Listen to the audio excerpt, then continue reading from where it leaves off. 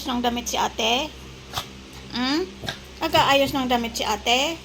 Eh, magbabakasyon siya eh. Hindi ka sasama. Hindi kasama yan. Hindi kasama yan, bebe.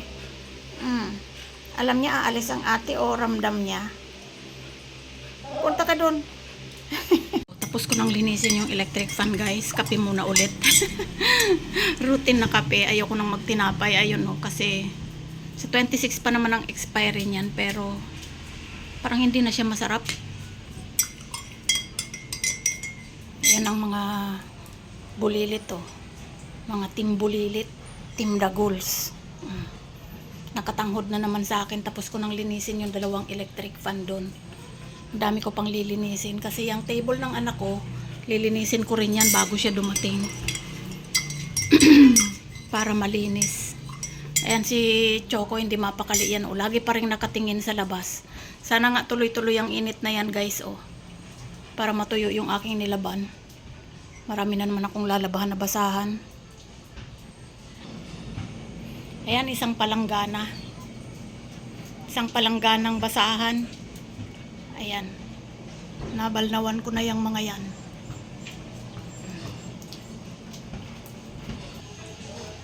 Yan. Share ko si Siopaw. Maldita na siya ngayon. Ayan o, nagiging pusa na siya. Nag-i-scratch ka na rin. Ikaw talaga kung ano-anong naiisip mo. Ayan o. Hindi pa ako nakakapag-vacuum, guys. O, ayan. Kumpul-kumpul. Ayan na, may pick up na ng basura. Magkakahulan na naman kayo. Ayan pa o, mga balahibo. Buo-buo. Kakahulan na naman kayo dyan ng basura. Akyat muna sa kulungan. Akyat! Labas!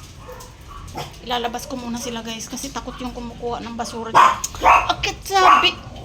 Batong mga to, basta magkakahul na naman kayo. Huwag lalabas. Mga minutes lang. Ayan. Labahin yan. Huwag gagalawin. Baka ihian nyo na naman yan. Ayan si Itim. Hindi ko na pinalalabas yan kasi hindi naman niya madaling sawayin yan eh. Hindi katulad nung 3 dagol na talagang grabe ang kahol. So, dyan muna kayo, guys. Maglalabas lang ako ng basura at pipick upin ni ate. Ayan, guys. Ayoko na muna yung isang tinapay na to kasi parang nanawa na ako. May share lang ako sa inyo. Natikman nyo na ba itong ganitong tinapay? Ito oh, masarap sa kape. Tengang daga yata ang tawag dyan. Kasi nung bata pa ako, medyo malaki-laki pa to. Ngayon sobrang liit na oh, nakita ko lang to sa palengke kanina. Masarap to sa kape. Try nyo, guys, yung isasawsaw nyo ganyan. Hididip nyo. Sarap. Yan, pag ako lang mag-isa kahit ano-ano na lang ang kinakain ko. Pwera lang damo kasi hindi ko talaga masabsab yan. Masarap sa kape, guys, promise. Kung sino man ang nakatikim ng ganitong tinapay. Kaya lang sobrang tigas ng gilid. Yan. Tengang daga daw to eh. Binili ko sa palengke kahapon. Nakita ko lang. Yan. Diba? Kapag hindi ka maarte sa pagkain, kahit ano pwede mong almusal. Yan. Tinamad kasi akong bumaba. Mamaya mamamalengke na ako kasi wala na ring laman ang ref. Puro na lang kami dilata. Eh, pagdating ni ate, kailangan makapagluto ako. So, yun lang, guys. Ubusin ko muna tong isang pitchel kong kape.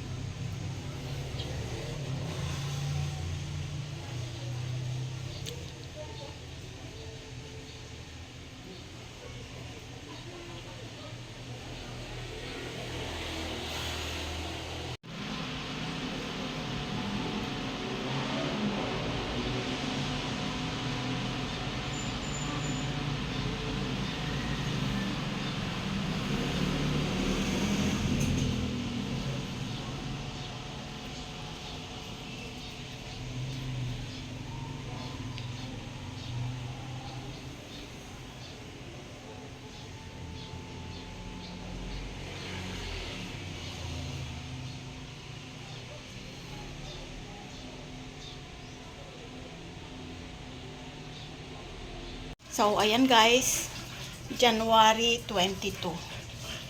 Una ko talagang ginagawa sa umaga ay magpalit ng mga pads. Ayan, bagong palit na yan. Kasi yung mga kinuha ko dyan, ayan si Kisame, ay si Siopaw. Nag-almusal na kaagad yan guys. Ayan, kinain na naman niya yung kay Kisame. Samantala, yung sa kanyang wet food ay ayan, hindi niya naubos. Yan yung Whiskas guys. Eto yan yung binili ko kahapon na pang kitten. Kasi kitten pa siya eh. Magna 9 months pa lang siya. Sabi ng anak ko, wag mo nang pakainin ng pang adult na pagkain para hindi mabansot. Ewan ko sa anak ko. Ganun ang isip niya. So ayan, hindi tayo pwedeng mag-chill sa umaga dahil maraming gagawin. Ayan. Pero yung mga pinalitan ko, ayun na ulit. Kisang, naghihilamos ka na kaagad yan. Ayan. Ayan si Kisa, oh. Naghihilamos na kaagad. Oh. Binabasa niya yung paa niya, tsaka niya ilalagay sa mukha niya o kaya ititila. Anong klaseng hilamos yan, Kisa? Ha? Anong klaseng hilamos yan? Nahiya tuloy. So, ayan. Ayan, wala pang gaanong sampay. Yan yung kahapon. Hindi natuyo. Dahil sa umaga lang maganda ang panahon.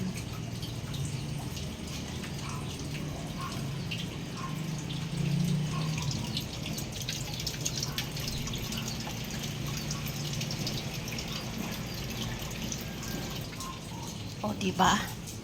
Tayo muna ay magkakape. Ayan, pagkatapos maghilamos ni Kisame, ayan, uminom naman siya ng tubig. Wow, ganda yan, Kisa. Healthy yan for morning. Water therapy. O, diba? Galing ni Kisame. Umagang-umaga umiinom.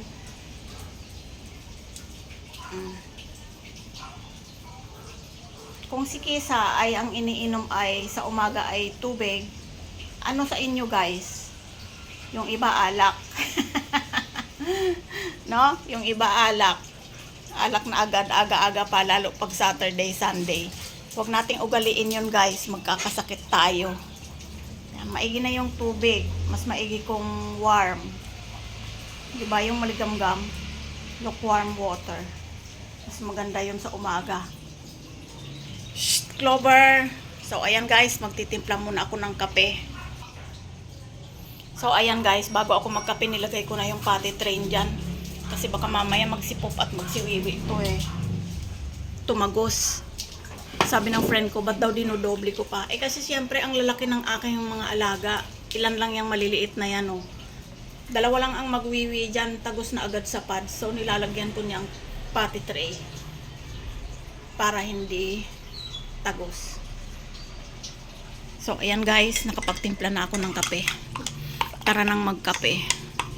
So hindi ko pa rin ito nauubos. Nanghinayang naman ako, magto 26 na. Ma-expire siya sa 26. So kainin ko na naman ngayon. Sayang kasi eh. Pero yan. Ako lang naman mag-isa guys. Kaya okay na to sa akin. Pero kung andito yung anak ko yun, magluluto ako ng breakfast talaga na bongga. Joke lang. So ayan. Ang aking mga alaga. Yan, habang nagkakape ako, sila ay nakamasid. Mamaya na kayo mag-treats. Kasi magkakape muna si mama. Mamaya iinom kayo nito pag nakakain na kayo. Ay pag after lunch. So ayan, ang mesa namin ay puro mga pang-aso guys. Ayan, pang-aso, pang-pusa. Ayan, yung kanilang next guard. Ayan. Nakainom na sila niyan. Monthly yan guys. Kaya ang mesa namin ay mix-mix. Ayan. May treats ng aso. May snack ng tao. Ayan. Kala mo sa amin may bata. Kasi may mga biskwit. Na-try nyo na ba to guys? Ito, rice coffee. Maganda sana kaso may mga latak. Hindi ko alam kung sinasala ba yun.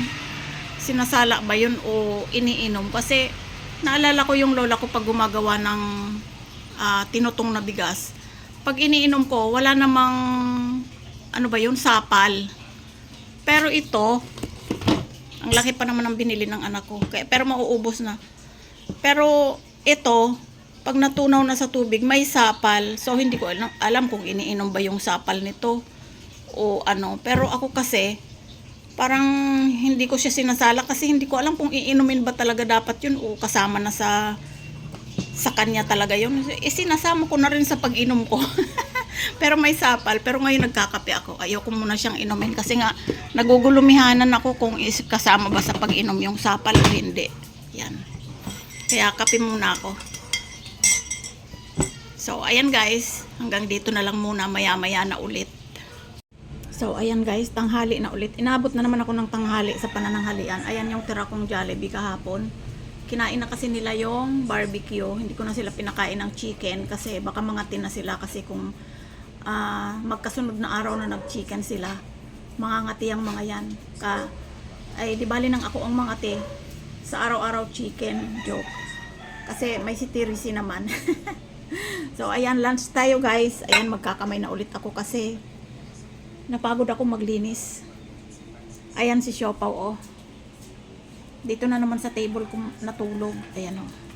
O, diba, kapag may alaga ka, kakain ka na lang, mayroon pang pasaway. So, ayan, nakahanda na rin yung kanilang lunch. Ayan.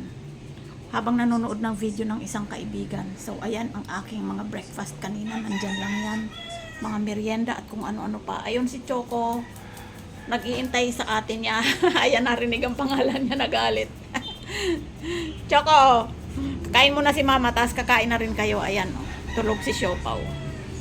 At syempre, habang kumakain ako, meron na namang kalabit girl sa ilalim ng aking hita. Ganyan siya araw-araw. So, ayan guys, kakain muna ako. Pang ilang araw na nga ulit na wala ang anak ko at ako'y mag-isa sa bahay. So, ayan, kakain muna ako habang ako'y nagmumukbang ng chicken. Kain tayong lahat. Salamat sa Diyos sa pagkain ito na aking kakainin sa araw na ito.